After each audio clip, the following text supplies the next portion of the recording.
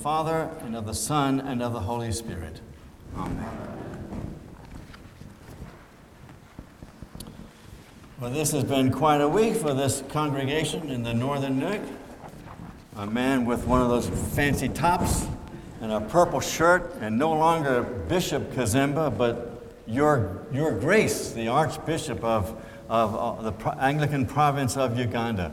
I'm sorry to have missed him. I did see him the week before at New Wineskins, and he was looking forward to being here with you all, a place I know that's close to his heart.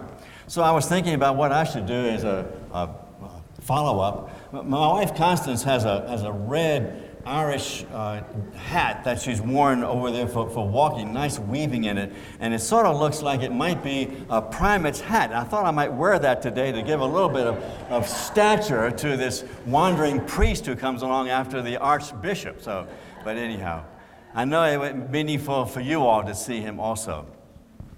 And I understand that this is a swan song for our pianist today. We'll miss you. Thank you.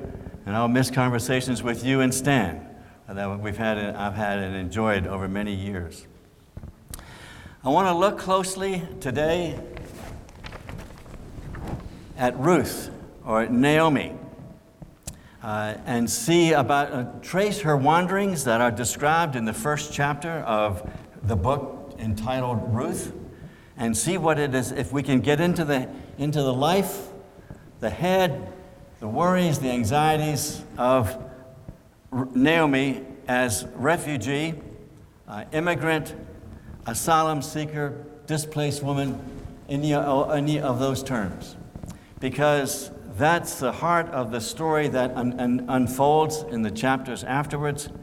And also because the Lord says He is the protector of widows and He watches over the orphans. And He says here in the psalm that we just read, He takes up the lowly out of the dust and lifts the poor out of the ashes, that He might set them with princes, even princes of the people. All of that emphasis on Naomi as a refugee, also because in the world today that we live in, there are 68 million displaced persons at one place or another, either inside their own country or outside of their country. 68 million people, and they deserve our attention, especially with the story of Naomi. James says in his letter, what is true religion? True religion is to take care of the widow and the orphan, and to keep yourself unspotted from the world. And then, of course, the first thing that we know about the activity of the early church was to take up an offering for the widows, the Greek-speaking and Jewish-speaking widows. So, our attention on refugees, refugee Naomi, and then it's in part 1, and then in part 2, refugees today. And I hope that I can unfold them in such a way that I bring them to your eyes and to your hearts and to your prayers. They have been politicized, as we well know, and there are policies and arguments and debates and actions all around refugees, immigrants, asylum seekers, and displaced persons. These policies and these debates can be shields that keep us from understanding and having our hearts touched by the life of refugees. So I hope that we can get away from, put them to the side and not have them shield ourselves from them and look at the refugee as God would see them. This is not a premise for a policy. So, going through the story of Ruth, it starts with there was a famine in Bethlehem. That has happened over and over again. And Bethlehem is an agricultural area. And so the agriculture dried up. There was no food. Naomi had her husband, Elimelech, the two of them, and they had two sons. They had a family there. And Elimelech, being a good father and a provider, wanted to see that his family were taken care of with food, and came to the deplorable decision that for him to take care of his wife and children, they would have to uproot and move from Bethlehem because of the famine. The famine was the thing that caused them to leave.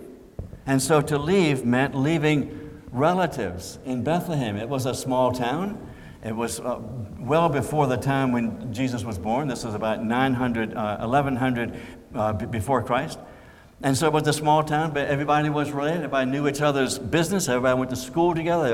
They went to the market together. They exchanged news together as they walked down the street. To leave was to be uprooted from everything that they knew, all the securities that gave them understanding of who they were and how to live. That's what it meant for them for the famine to drive them out. So they left Bethlehem, and leaving Bethlehem, they left. It was a wrenching and it was an upheaval for their life. An upheaval is a great image. It just stands there. I mean, there's this volcano that comes up and turns everything upside down. So they had to move to Moab. Moab wasn't an enemy. It had been, as time would come and go, as an enemy of the Hebrew people, the Jews over on the other side of the Red Sea, the Dead Sea. But it was a culture that was different from the culture in Bethlehem. The language was different. The social structures were different. The agriculture was different. The way of lives, the rhythm of life was different. So for Elimelech, Naomi, Mahlon, and Chilion to live to move out of Bethlehem and to live in Moab was to live as foreigners in a different language and probably not well received by the people who live there. These people are going to take some of our arable land. They're going to take some of our jobs. We're not sure we want them coming over here from Bethlehem. So the famine that drove them out of Bethlehem to Moab was a famine that caused enormous upheaval, externally and internally. There they settled. We don't know where they settled in Moab. It's a fairly large area. We don't know if they settled in a village or more probably on the outskirts of a village, being not welcome into the village where the Moabite people themselves were living. Refugees like that are not welcomed with open arms for established towns and established people. We know that.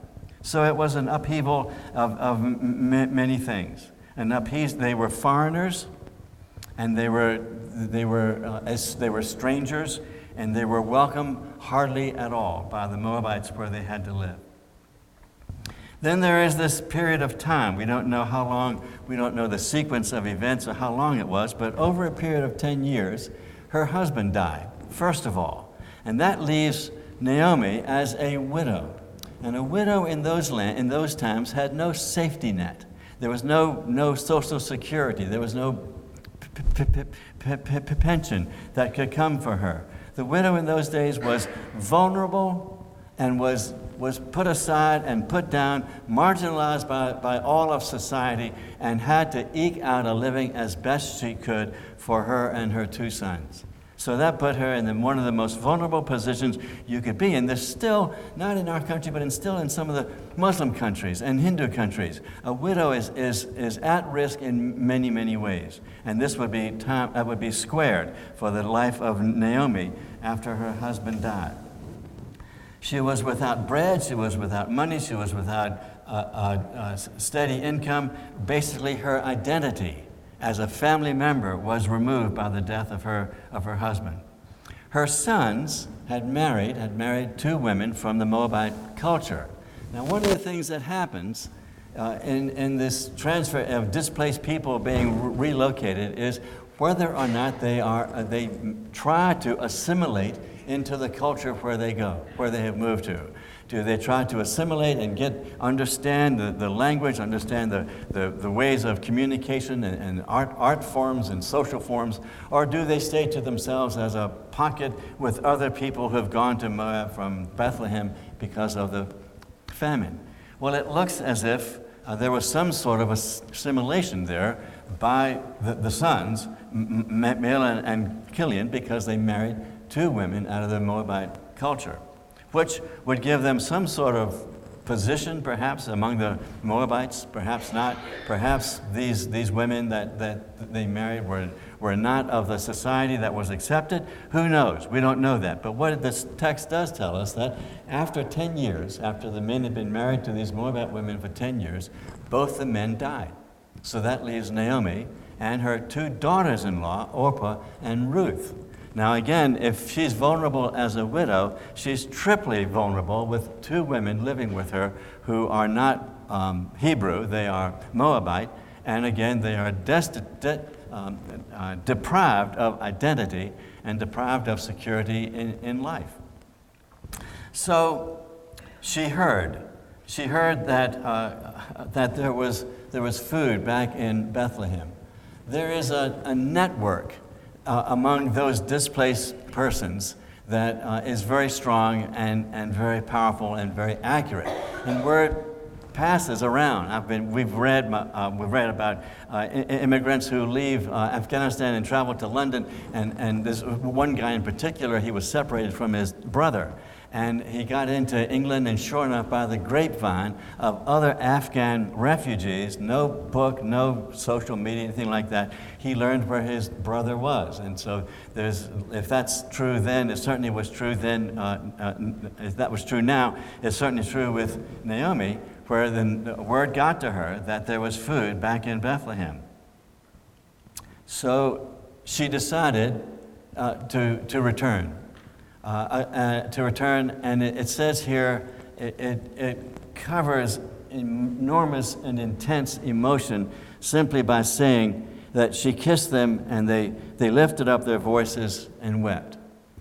Naomi and the 2 Moabite daughters-in-law, because Naomi had decided to return to her home in Bethlehem. This is hidden within these words, is a very painful expression, a painful event of separation from those that she loved, the 2 daughters-in-law loving her, having had a life together for at least 10 years, and for Naomi to say, I have to go back to Bethlehem, and I'm going to leave you behind. We read about separation of children in families today. This is the same kind of thing, only it is true for what is true for Naomi and these 2 daughters is intensely true, because that means Naomi is going to be walking back to Bethlehem alone as a widow, completely vulnerable to anything that comes her way until she arrives back in Bethlehem. So the wrenching, the mourning, the parting, we say in an expression, parting is such sweet sorrow. In this case, parting was bitter in its worst form for them to have to separate after the love that they had experienced so intensely for those 10 years.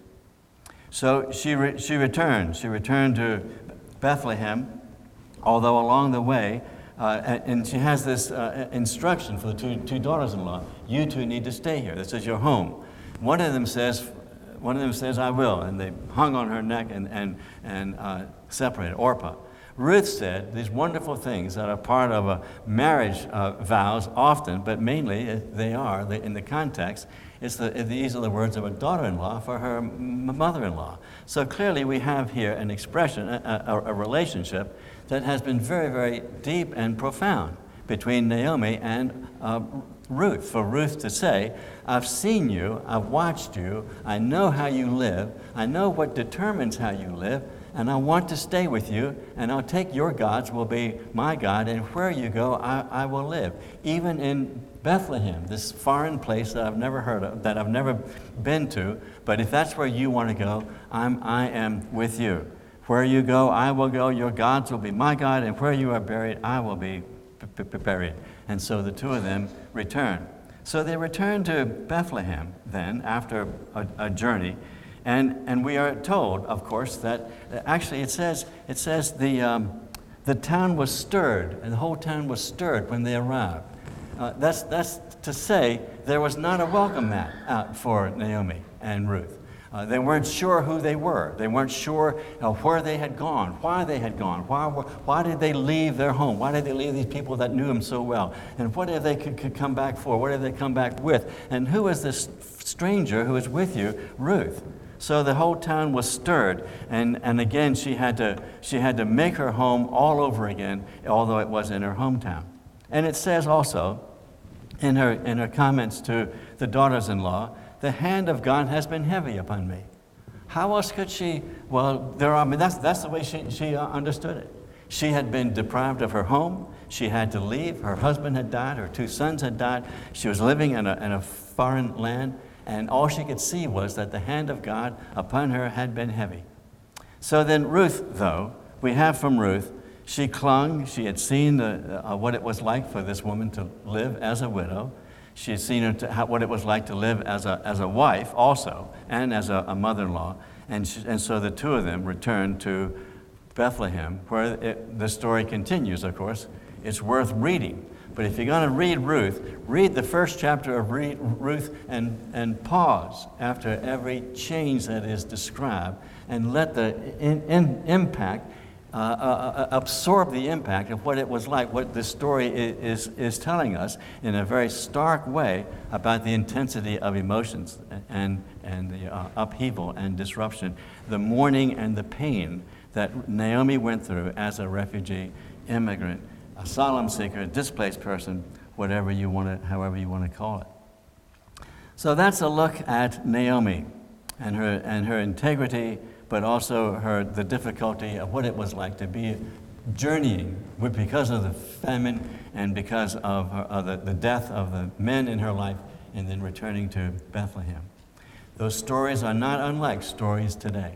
And the story of Naomi needs to get into our hearts, into our eyes, into our prayers for understanding what is like the life of refugees today. That's the end of part 1. I want to turn now to part 2 of my sermon. I know that in Reedville there are no boats that are landing with refugees from Turkey or Afghanistan. I know that there are no surges of refugees that have come into the northern neck, and this is a distant thing. Yet, James does tell us that true religion is to love the widow, understand the widow, take care of the orphan, and to keep ourselves unspotted from the world. So, although it's not something that we can actually interface with, probably, nevertheless, I want to bring before you some people who are refugees for you to see and hear their story, again, so that we can break through the shield of all the debate, the policies, and all that's happening about them, to see what it's like. 68 million people displaced in the world today. I'm going to do it through something that some of you all have seen. You know, I'm a patron of the arts. That's my way of saying it. And the artist that I'm a patron of is my wife. And she's done a series of paintings of refugees. And so I've done this through Leslie. I have some of them for you to see and to tell you their story so that you can see what's going on among some of these 68 million refugees today, to bring them to our eyes and to our hearts and to our prayers. So could we have the first slide, please? This man is he was from Eritrea, a convert, and he made his way to Rome, where he has been ordained into the Roman Catholic Church. He's holding an iPhone, or a phone, a mobile phone, and in the phone is the picture of that part of the world. Because this is Father Musai, and he has a network of boats, captains, homes, refuges, and he has his cell number is written on many places where refugees land. Lampedusa, Italy, Lesvos in Greece. That his number is all over the place. People know him to call. He doesn't himself go, but he has a network that allows that brings security, safety, food, whatever to the people who call. Next, please. This boat is heading to Lampedusa, Italy. Lampedusa is the nearest place from Libya and Tunisia. And so many refugees coming up from Africa, Somalia, Sudan, come up to Libya and Tunisia, and there they wait. and they find a boat, a captain who will promise them anything to get on a boat, to get them across 70 miles across the Mediterranean. She has put into the faces various shades of color, because these are people from Somalia with sort of a chocolate brown. They're coming from the Sudan, a very dark black, and all these people. This is a typical. These are photographs, I should say. These are photographs from photojournalists that Constance found and painted. And this is one. I don't have that. I have the. Information on who it was. But this one is to show what it's like to be in a boat. This was an actual photograph of a boat landing in Lampesia, Italy. Next, please. The family there, several people, the mother in the middle with the white, and she's got a bag and she's holding some tennis shoes. They're walking through a very cold river because she's leaving. The border was closed where she was leaving. She's from Syria. She's traveled through Turkey to Balkans, and she was in a refugee camp, and the camp closed down and kicked everybody out. The border into the next country was closed. They found that the word was if they could go down the river, they could get around the border and get into the next country. And this is in wintertime, and you see what they're having to go through in order to get to a safe place. Next. A woman she's with two children. And she's at a train station, and she's waiting for a train to take her. She doesn't know where. She's not sure where she's going to go, but she's showing the affection of a mother for children. Constance tells me that the statistics are, she doesn't tell me, the statistics have told me, over half of the 68 million refugees are younger than 18. So what that means is that these children will be in a refugee camp for years and years, and will be deprived of education. So when they get out, and they'll be 15 or 16 years old, wherever they are, they in the land where they will not be foreigners. They'll be in a land with other kids, 15 and 16, who will have had 12 years of education, leaving these people permanently behind in terms of opportunity and education. Next, please. A woman from Sudan, and she's with her son. She's from Darfur, where it's a great story. Darfur, the Shawa people were sent into Darfur by the president of Sudan to wipe out the Christians. It is to be an Arab Muslim country, Sudan. And so black Muslims will be eliminated as well as Christians. And so they did that. The Shawa went in there and they burned the villages, burned down schools. And then they stayed there and they started to starve. There was a famine in Darfur. And the Christians, many of the Christians who had been kicked out because of the Muslims, heard of these Muslims back in their hometown, in home territory in Darfur, starving. And the Christians have gone back to build schools, to build homes, and to bring food to the Muslim people who are killing them.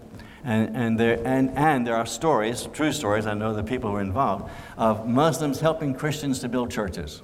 God bless them. So the little boy has a tear, not because he's crying, it's because there's an eye ailment that often affects people there in that part of Africa. Next, please. This is a boat landing in Lesvos, Greece. In 2014, 15, and 16, Lesvos is 4 miles from Turkey. We were there about a year and a half ago. 4 miles from Turkey.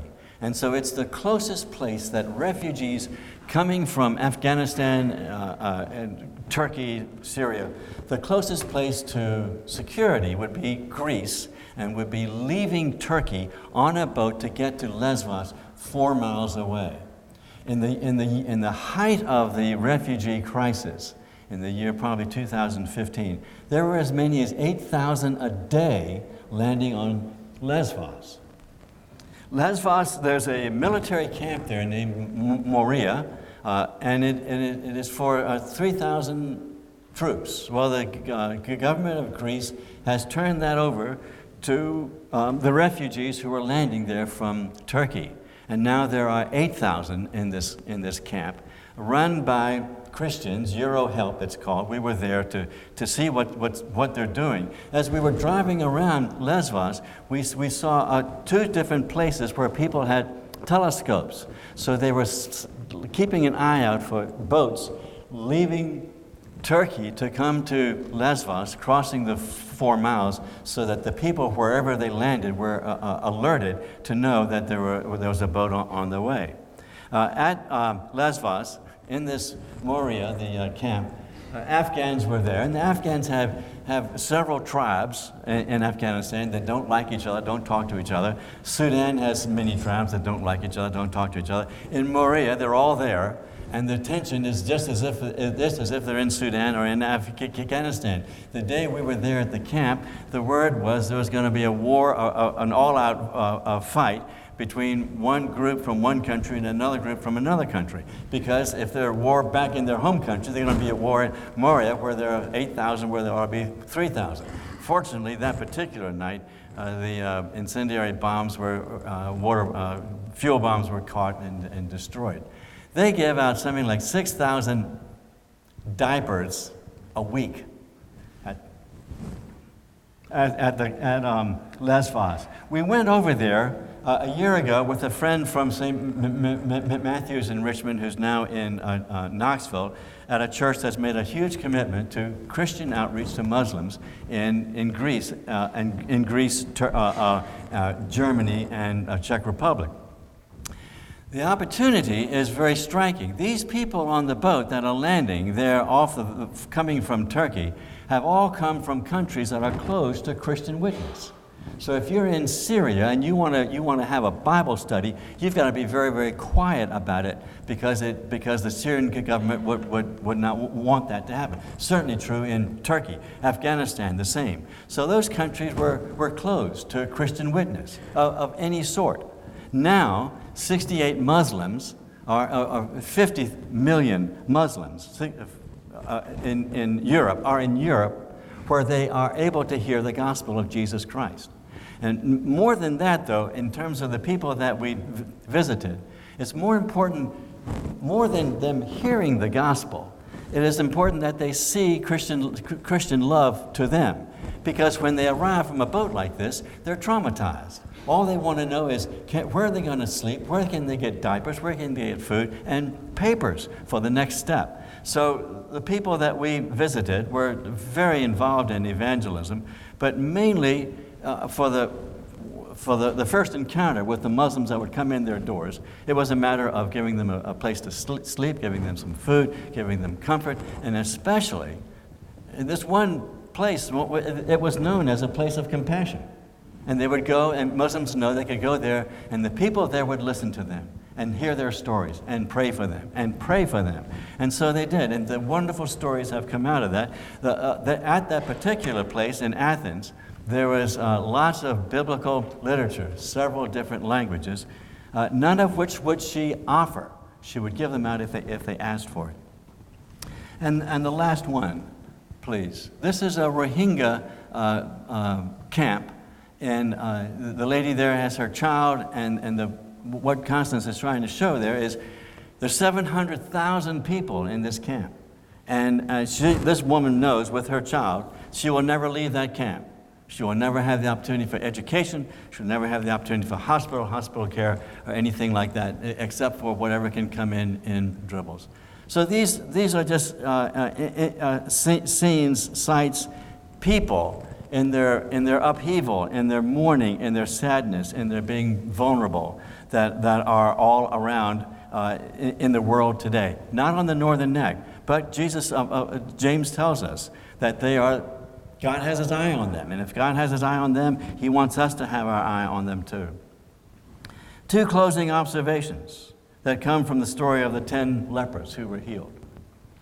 That a leper would go up to a village, or if it came near a village, would say, I'm unclean. You don't want to touch me. I'm unclean. I have leprosy.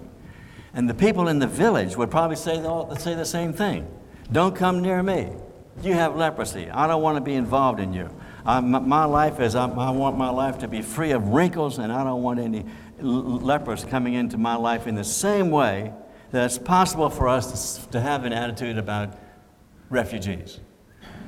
Stay away. I'm glad you're not here. Let somebody else take care of you. Stay over there in your little place. Don't try to assimilate. That's not what we want. You're not one of us. Don't bother my good life with your scenes, and keep your distance. Yet, if we want to grow as Christians, if we want to become like our Savior, Jesus, then part of that is having our hearts touched by His heart, and having our hearts broken as His heart is broken. And that would be for, certainly, the vulnerable, the poor, the outcast, and those who are wandering, vulnerable, not knowing where they're going, not knowing where their food is, in most cases, 68 million refugees. Second observation, of the 10 that were healed, only one returned. Of the 10 that were healed, only all of them were Jews except one, the Samaritan. So he was doubly excluded because he was a Samaritan and because he had leprosy. And yet, we see the love of Jesus for him. The love of Jesus for that Samaritan, in the same way, the love of Jesus through the hands of the Christians for these people who are in isolation, vulnerable straits there in Europe. We have no sightings of boats, as I said, here in Reedville. And yet, we must come out from behind the policies, our reaction to the policies that we like or don't like, and put them aside and see the people. Naomi, her family, these people that Constance has on site, and see how Naomi's life needs to become under the life of Jesus. It is up to us to learn about them, to be touched by them, to love them, and to pray for them, because these are favorites of God. He says so. Let me close with a prayer from our new prayer book. O God, almighty and merciful, you heal the brokenhearted and turn the sadness of the sorrowful to joy. Let your fatherly goodness be upon all whom you have made. Remember in pity those who are this day destitute, homeless, elderly, infirm, or forgotten. Bless the multitudes of your poor. Lift up those who are cast down. Mightily befriend innocent sufferers, and sanctify to them the endurance of their wrongs. Cheer with hope all who are discouraged and downcast, and by your heavenly grace preserve from falling those whose poverty tempts them to sin. Though they be troubled on every side, suffer them not to be distressed. Though they are perplexed, save them from despair. Grant this, O Lord, for the love of him who for our sakes became poor, your Son, our Savior, Jesus Christ.